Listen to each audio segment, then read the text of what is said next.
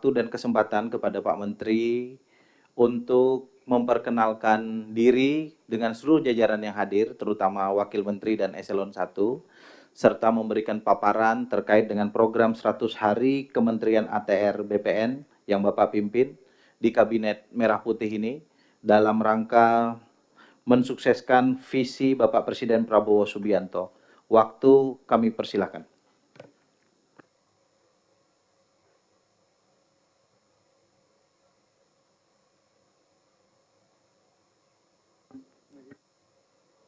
Sekretariat dibantu tuh. Punya Pak Menteri nggak nyala.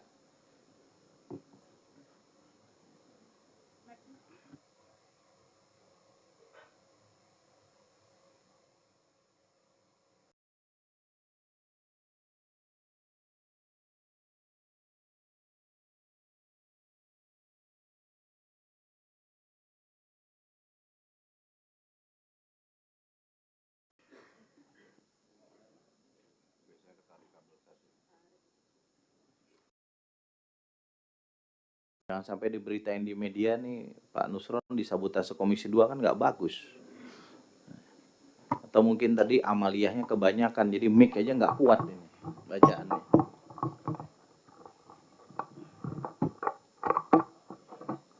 Dah.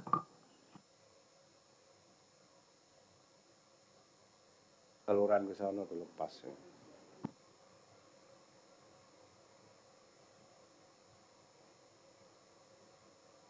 Sudah nyala. Bentar Pak ya.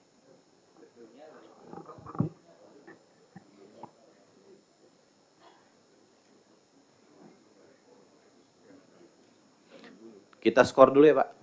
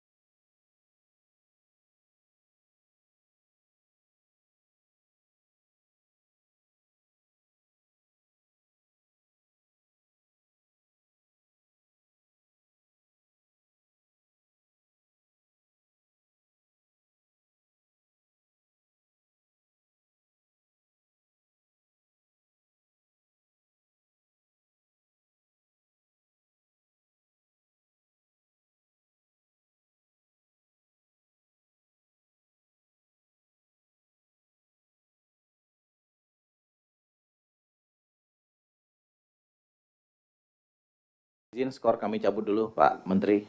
Silakan. Baik, terima kasih. Assalamualaikum warahmatullahi wabarakatuh.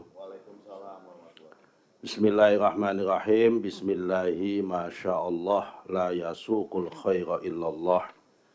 Bismillahi masyaallah la yasrifus su'a illallah. Bismillahi masyaallah ma kana min ni'matin faminallah. Bismillahi masyaallah la haula wa la quwata illa billah amma ba'du. Bapak Pimpinan Komisi 2, Pak Ketua, Pak Rifki, dan Bapak-Bapak Wakil Ketua, saya sebut yang paling sebelah kanan, saya dari sini mohon maaf, Pak Zulfikar Arse, mohon maaf Pak Bimo, bukan berarti kami mendahulukan yang satu partai Pak Bimo ya. Pak Dede Yusuf, Pak Bahtra, dan Pak Aryo Bimo, Bapak-bapak anggota Komisi 2 wabil khusus yang para senior yang sudah lama di sini. Saya nanti mohon maaf yang lama di sini, barangkali apa yang kami sampaikan maupun yang disampaikan oleh staf kami itu sifatnya repetitif. Karena biasanya itu kalau udah periode kedua, ketiga itu apalagi di komisi yang sama, jawaban eksekutif itu sering sama kata-katanya dengan periode-periode sebelumnya. Nanti saya mohon maaf, mungkin hanya beda angka, jadi saya mohon maaf kalau ada yang repetitif seperti itu. Barang baik anggota, terutama anggota yang baru juga, maupun anggota stok lama yang di komisi baru, seperti Pak Deddy Sitorus ini, stok lama tapi di anggota yang baru. Baik, sebelumnya kami akan mulai terlebih dahulu, Pak Yosi. Kami kenalkan, ini sebelah kanan saya ini Pak Wakil Menteri, ini Pak Osi Darmawan. Ini dari Partai Demokrat. Ini tangan kanannya Pak SBY. Jadi Pak Dede Yusuf sudah paham itu. Kalau kata teman-teman paham-paham lah gitu kira-kira. Kemudian ada sekjennya Pak Suyus Windiana. Ini temannya Pak Deddy Sitorus ini. Kemudian Pak Dirjen Tata Ruang, ini Pak Dwi. Pak Dwi ini kalau bapak-bapak berhubungan tentang dapilnya akan ada perubahan tata ruang, RUTL maupun RDTR nanti berhubungan dengan Pak Dwi. Kemudian sebelah kirinya itu Pak Virgo.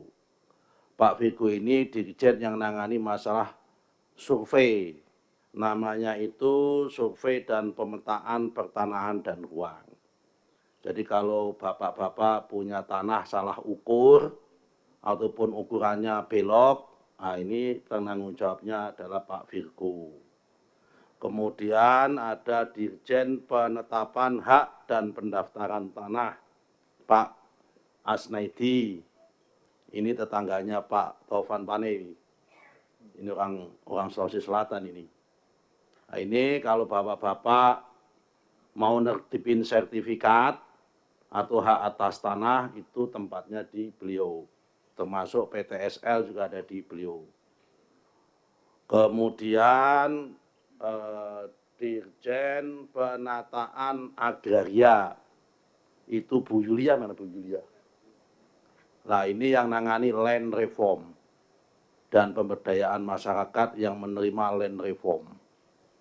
Ini nanti salah satunya di beliau kalau ada berhubungan dengan land reform, ya kan salah satunya kalau ada tanah-tanah negara udah kadung diduduki masyarakat minta dilegalisasi supaya masyarakat nggak gejolak, itu nanti hubungannya dengan Ibu Yulia. Mana lagi Pak? Kemudian Direktorat Jenderal Pengadaan Tanah dan Pengembangan Pertanahan. Ini Ibu Embun.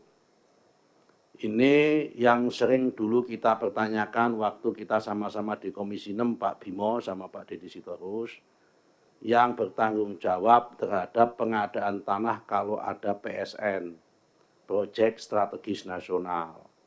Mau itu PLTU, mau itu kawasan industri, mau itu jalan tol, semua itu panitia pengadaan tanahnya ada di Empu Embun.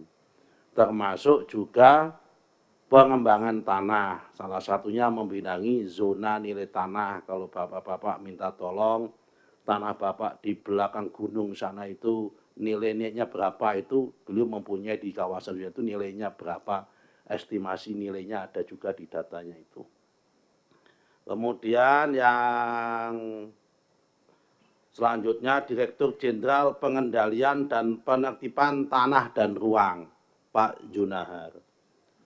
Nah, Pak Junar ini misal ada pembangunan di luar tata ruang melanggar RDTR sesuai apa tidak sesuai, itu yang menindak Pak Junahar. Termasuk juga di dalamnya adalah menangani tanah-tanah terlantar, tanah-tanah negara yang sudah dikuasakan haknya kepada pihak ketiga tapi dalam jangka waktu tertentu tidak disentuh, itu ada di Pak Junahar.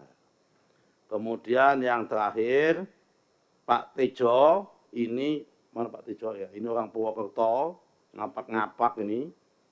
Ini Dirjen Penanganan Sengketa dan Konflik Pertanahan. Ini yang paling banyak bapak-bapak nanti cari Pak Tejo. Ya kan, karena pasti di setiap tanah itu di daerah manapun pasti akan ada sengketa tanah. Dan salah satu problem di dunia itu memang yang paling besar adalah sengketa tanah. Kalau kata Pak Bimo, Perang Jawa 1825 sampai 1830, yaitu Perang Diponegoro itu juga terjadi akibat salah patok tanah, sengketa tanah. Itu akan terjadi Perang Jawa. Ini pun pasti akan terjadi di sini. Saya kira itu Pak Irjen, Pak Irjen. Nah, ini Pak Irjen, Pak Dalu. Ini Irjen.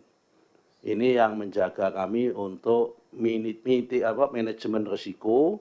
Kalau ada apa-apa, yang paling bertanggung jawab adalah Irjen, yang memastikan semua proses apakah yang terjadi di lapangan itu komplain atau tidak komplain, di depan harus adalah Pak Irjen. Baik, Bapak sekalian, ini kira-kira yang bisa kami sampaikan.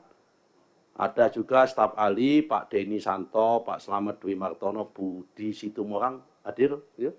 Nah ini, kalau staf ahli biasanya nggak pernah dicari sama anggota DPR biasanya staf ahli. Baik Pak, kami mulai. Sebelum kami menyampaikan lanjutan, saya terima kasih rapat perdana ini. Ini rapatnya tepat. Karena pada saat ini memang kami sedang banyak membutuhkan masukan, terutama dalam rangka menyusun RPJMN. Karena kalau kita mengacu pada Undang-Undang Nomor 25 Tahun 2004 tentang Sistem Perencanaan Nasional, kerangka acuan daripada RPJMN itu ada 3. Yang pertama adalah RPJP tahun 2025 tahun 2045 yang sudah disahkan dalam Undang-Undang Nomor 56 tahun 2024 yang oleh DPR itu disahkan pada tanggal berapa kemarin itu, tanggal 16 atau 18 September sebelum pelantikan atau 2 minggu sebelum masa anggota DPR kita habis, itu kita sudah mensahkan RPJP. Itu menjadi kerangka acuan kita menyusun RPJMN. Kemudian kami tambahi dengan visi misi calon presiden terpilih, yaitu visi misinya Bapak Prabowo dan Gibran, yang sudah dimasukkan ke dalam KPU, itu menjadi acuan. Dan yang nomor 3 adalah masukan dari masyarakat dan stakeholder. Salah satunya adalah dari Bapak-Bapak Komisi 2 yang ada di sini. Karena itu dalam kesempatan yang baik ini, selain Bapak-Bapak tanya tentang apa 100 hari yang akan kami paparkan dan apa yang akan terjadi di sini, momen ini ada baiknya kami gunakan untuk sharing, meminta masukan dan menyerap masukan dalam rangka kami menyusun RPJMN mendatang. Ini momennya memang bulan-bulan ini karena di dalam undang-undang itu dalam waktu 3 bulan setelah presiden dilantik, RPJMN harus sudah selesai, meskipun dalam prakteknya sebelum dilantik draftnya sudah disusun tapi tetap membutuhkan masukan-masukan. Baik, next. Kami mulai dulu dari target dan capaian anggaran tahun ini dulu. Tahun 2024 yang existing, ya kan, kemudian saya kira ini sangat normatif, ya, tingkat persentasenya kita sudah sampai pada angka berapa persen Pak? 71%. Jadi ini masih ada waktu 2 bulan, biasanya itu nanti mungkin antara 95 sampai 96% tercapai dari budget yang ada. Lanjut Pak. Kemudian program 100 hari kerja. Bapak-Bapak sekalian, dalam 100 hari kerja ini apa yang akan kita susun?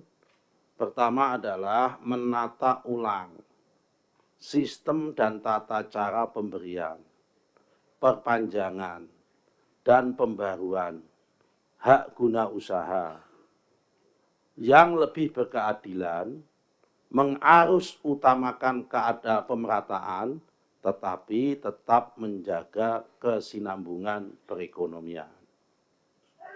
Di dalam amanat Undang-Undang Pokok Agraria, pasal 29, ayat 1 mengatakan bahwa HGU diberikan dalam waktu 25 tahun. Ayat 2-nya mengatakan dalam kondisi tertentu dapat diberikan dalam waktu 35 tahun. Di dalam ayat penjelasannya dikatakan dalam kondisi tertentu itu adalah tanaman-tanaman yang membutuhkan jangka panjang. Misalnya kelapa sawit, di dalam undang-undang itu di state seperti itu. Kemudian ayat 3-nya mengatakan dapat diperpanjang lagi menjadi tambahan 25 tahun. Namun di dalam Undang-Undang Cipta Kerja ada satu tambahan kata yaitu pembaharuan. Jadi setelah dikasihkan izin, diberikan, dipanjang dan ada pembaharuan, nah pembaharuannya itu ditambah lagi 35 tahun. Kemudian yang nomor 2, tentunya nanti Bapak-Bapak akan tanya apa sih yang membedakan penataan ulang ini dengan hari ini dengan sebelumnya. Pasti akan dikejar seperti itu. Saya sudah kira-kira sudah baca cara berpikirnya Pak Deddy Sitorus pasti akan ke sana. Kemudian yang nomor 2, menyelesaikan pendaftaran dan penerbitan sertifikat hak guna usaha atau HGU ya kan untuk 537 badan hukum yang sudah mempunyai izin usaha perkebunan atau IUP kelapa sawit tapi tidak mempunyai HGU. Ini narasinya begini Bapak-Bapak sekalian, perlu kami sampaikan. Pada Undang-Undang nomor 39 Pak ya. Pak Undang-Undang tahun 2014 tentang perkebunan, pasal 41 mengatakan bahwa yang boleh melakukan budidaya tanaman perkebunan adalah perusahaan yang mempunyai izin usaha perkebunan dan atau hak atas tanah. Pada tanggal 27 Oktober tahun 2016 ada keputusan Mahkamah Konstitusi yang mengatakan bahwa kalimat dan ataunya dihapus menjadi dan. Ataunya dihapus. Jadi sebelumnya yang boleh nanam kelapa sawit itu harus punya IUP atau punya HGU. Sekarang dengan adanya keputusan Mahkamah Konstitusi itu adalah punya IUP dan juga punya HGU. Dan akibat keputusan itu ada 537 badan hukum dari tahun 2000 tanggal 2016 bulan Oktober sampai sekarang ini dari tahun 2024 ada yang mempunyai nanam kelapa sawit punya izin IUP tapi tidak punya HGU. Nah ini yang mau kita tertibkan dalam waktu 100 hari ini harus tuntas. Kalau di total jumlahnya berapa? Jumlahnya ada 2,5 juta hektar. Ini yang APL, area penggunaan lain, bukan di kawasan hutan. Kalau di kawasan hutan lain lagi, nanti itu menjadi ranah rezimnya Kementerian Kehutanan. Kami nggak mau sentuh di sini, itu nanti teman-teman Komisi 4 marah kepada kami kalau saya sampaikan di sini. Kemudian yang nomor 3, menyelesaikan pendaftaran tanah ulayat masyarakat hukum adat untuk menghindari konflik dengan badan hukum di kemudian.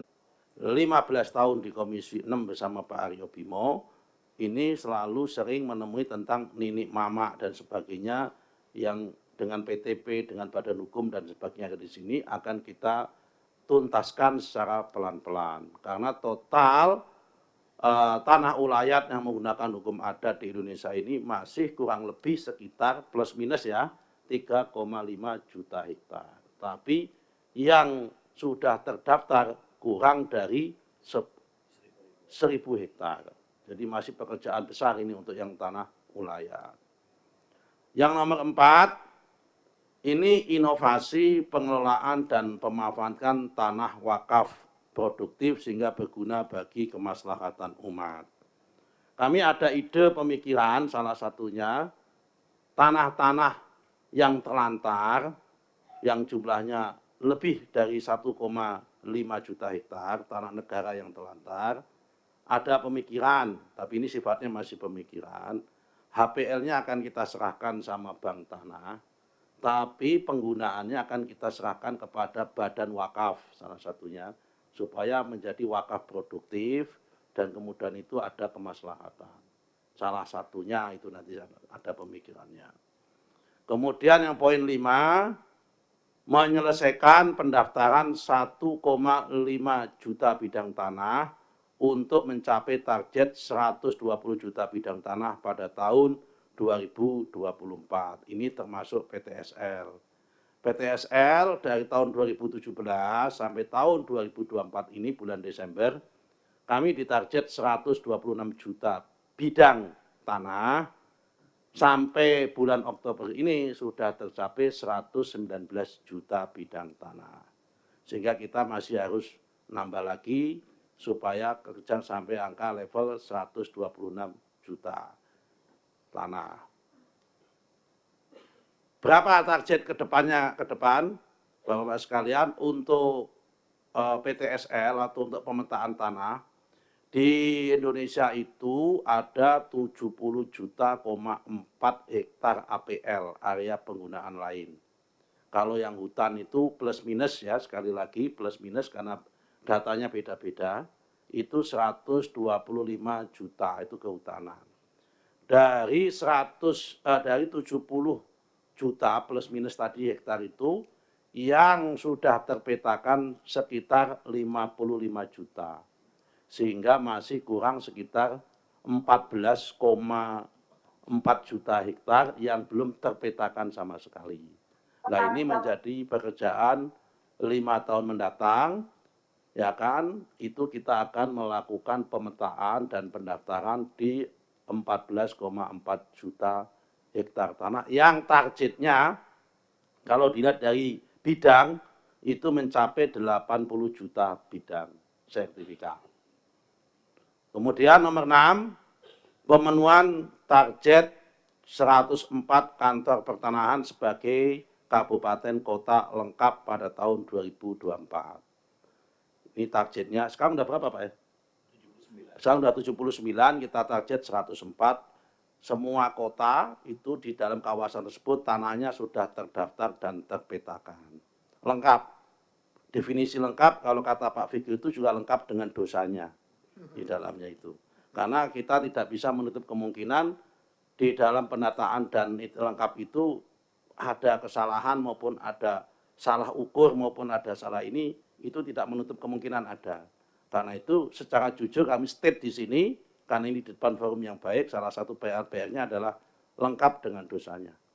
Karena mungkin barangkali bapak-bapak, ibu-ibu sekalian, belum pernah mendapat informasi karena saya tanya teman-teman belum pernah disampaikan di sini, saya mau sampaikan saja nggak apa-apa, karena kita ini memulai dengan baik. Pemetaan tanah kita ini di Indonesia ini, Bapak sekalian, mungkin bagi teman-teman yang ada di lama di Komisi 2 pasti memahami, masih ada sekitar 13 juta bidang tanah yang itu ekuivalen dengan 6,4 juta hektar tanah di Indonesia ini yang ada sertifikatnya namun tidak ada petanya. Nah, makanya saya katakan yang lengkap itu juga lengkap dengan dosanya. Mau kita apakan? Ya sudah, itulah bagian dari pekerjaan. Wong ini barang kejadian udah masa lalu, mau gimana? Nah, kita selesaikan, karena itu saya butuh kolaborasi dengan Bapak-bapak sekalian di Komisi 2 ini adalah bagian untuk menyelesaikan pekerjaan-pekerjaan yang seperti ini. Kan nggak mungkin ini kita biarkan, memang harus kita selesaikan. Kemudian nomor 7, koordinasi secara vertikal, ini sudah masuk tata ruang maupun horizontal, terkait penyiapan rencana detail tata ruang atau RDTR dan atau terintegrasi dengan online single submission. Bapak-bapak sekalian, zaman saya jadi anggota DPR di Komisi 6 bersama dengan Pak Aryo Bimo dan Pak Deddy Sitorus, kita semua sering mengeluhkan lambatnya dokumen PKKPR. Setelah kami mendapatkan duduk di sini, saya tahu jawabannya. Ini akan bagian yang kita tuntaskan. Ternyata dokumen PKKPR itu meskipun nama kementeriannya adalah ATR BPN, tapi rezim tata ruang itu masih menjadi otoritas Pemda. Dan masih banyak Pemda yang belum online sistem dalam tata ruangnya. Bahkan belum mempunyai peta dan sebagainya. Nah, ini menjadi salah satu PR yang harus kita koordinasi secara vertikal. Apakah nanti solusinya harus mengubah undang-undang, apakah solusinya cukup koordinasi tapi dengan berbagai solusi, nanti akan kita simulasi. Nomor 8, penyiapan rancangan peraturan pemerintah atau RPP tentang rencana tata ruang wilayah nasional atau RTRWN sebagai tindak lanjut Undang-Undang Nomor 59 Tahun 2024 tentang rencana pembangunan jangka panjang nasional tahun 2025 tahun 2045. Yang nomor 9, pelaksanaan program Integrated Land Administration and Spatial Planning kerjasama dengan World Bank bertemakan penguatan rencana tata ruang, administrasi tanah, dan batas administrasi desa di Indonesia yang memperhatikan perubahan iklim dengan melibatkan 3 KL, yaitu Kementerian ATR BPN, Kemendagri, dan Badan Informasi Geospasial. 2 KL ada di Komisi 2 dan 1 KL BIG di Komisi berapa Pak ya, mohon izin? BIG Pak pimpinan di Komisi berapa di sini ya? Badan Informasi Geospasial di DPR-nya, mitranya. Komisi 5. Nah, Bapak-Bapak sekalian, ini kami sampaikan salah satu yang memperlambat proses pemetaan lahan, tanah maupun pemetaan tata ruang itu di kita belum mempunyai single map ataupun single spatial planning. Nah, ini ada kerjasama dengan Bank Dunia, ini mencetak single map yang skalanya itu 1:5.000. Peta yang dimiliki oleh negara hari ini, oleh BIG itu baru peta 1:50.000. Nah, peta yang 1:5.000 baru ada di Sulawesi. Yang lain belum ada. Sehingga kalau Bapak-Bapak sekalian ngurus PKKPR maupun pemetaan lahan, pasti lama. Kenapa lama? Karena masih membutuhkan peta dulu, potret dulu, sebelum jadi peta dipotret dulu. Potret dari atas untuk nyampe ke sana. Saya tanya sama Pak Virgo yang nanganin ini, minimal membutuhkan waktu 3-6 bulan untuk membuat petanya saja. Nah, dengan adanya proyek ini, dengan BIG ini, nanti minimal separuh pekerjaan ketika Bapak-Bapak sekalian menyusun RDTR, mengajukan PKPPR untuk memulai usaha baru, membangun pelabuhan, membangun pabrik maupun membangun yang lain-lain, itu petanya sudah ada sehingga mempercepat proses 50-60% sudah terpotong kalau sudah ada single mapping itu. Lanjut Pak. Ini tema dan wacana prioritas tahun 2025, kita melanjutkan transformasi digital, terutama adalah e-sertifikat. Saya sudah tebak nanti Pak Deddy Sitorus pasti akan ngejar pertanyaan bagaimana komplikasi e-sertifikat dengan hak tanggungan. Bagaimana hubungannya dengan lembaga keuangan dan sebagainya. Saya sudah kira-kira sudah saya ukur pertanyaannya Pak Deddy Sitorus akan sampai ke sana. Kemudian masalah percepatan pendaftaran tanah PTSL. Kemudian masalah reforma agraria dan redistribusi tanah. Kemudian pengadaan tanah untuk kepentingan umum dan IKN. Kemudian pengelolaan pemanfaatan pengendalian tanah dan ruang yang berkualitas. Kemudian yang selanjutnya adalah penyelesaian sengketa konflik dan perkara pertanahan. Kemudian percepatan penyusunan RDTR, kita ditarget berapa RDTR Pak? 2000 ya? 2000 RDTR. Kemudian reformasi birokrasi di dalam internal kami. Lanjut. Yang terakhir, Bapak-Bapak sekalian, mungkin yang statement di luar sana tentang mafia tanah. Bagaimana kita menghadapi mafia tanah ini? Bapak sekalian, tentunya kita tidak bisa mentolerir adanya mafia tanah. Dan kalau kita identifikasi, mafia tanah itu selalu elemennya atau unsurnya itu melibatkan 3 komponen. Yang pertama, mohon maaf kata, mungkin melibatkan oknum orang dalam. Yang nomor 2 adalah pemborong tanah pasti yang berkepentingan. Yang nomor 3 pasti adalah pihak ketiga yang menjadi pendukung. Pendukung itu dimulai dari oknum kepala desa, bisa oknum lawyer, bisa oknum PPAT, oknum notaris, juga bisa permata, Persatuan Maklar Tanah. Maupun Bimantara, bisnis maklar dan perantara yang terlibat di situ. Hah? Bimantara, bisnis maklar dan perantara. Biasanya CEO-nya itu Pak Aryo Bimo itu diutnya itu, Bimantara itu.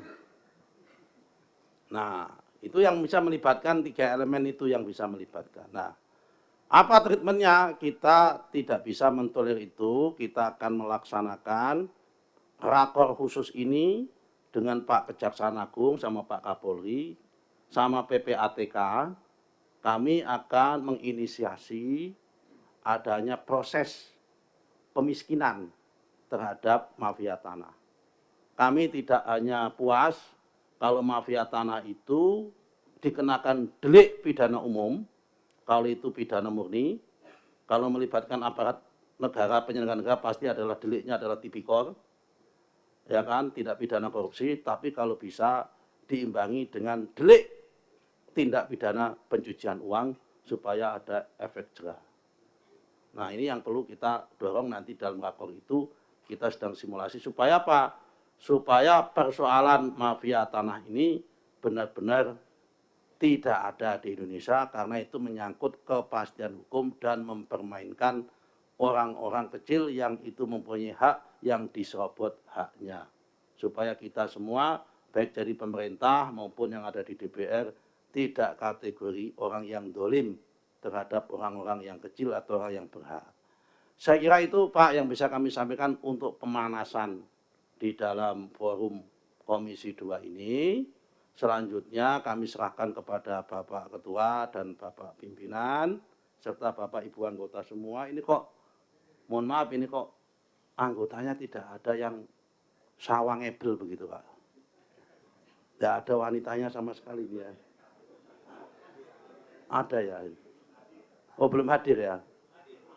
Ini kalau rapat tiap hari lihat Aryo Bimo, lihat ini kan bosen kita Pak nanti Pak. Kelihatannya begitu kok, beda dengan 6 ya? Iya, gitu rasanya ini. Sekian, terima kasih Pak. Assalamualaikum warahmatullahi wabarakatuh. Assalamualaikum warahmatullahi wabarakatuh. Kita beri tepuk tangan kepada Pak Menteri. Saudara Menteri, Wakil Menteri, dan seluruh jajaran Kementerian ATR BPN, kami mengucapkan terima kasih atas paparan dan perkenalan dari Pak Menteri. Saya kira banyak hal tadi yang disampaikan oleh Pak Menteri. Satu hal yang saya sangat senang dan saya beri apresiasi adalah kejujuran Pak Menteri. Kejujuran ini saya kira adalah modal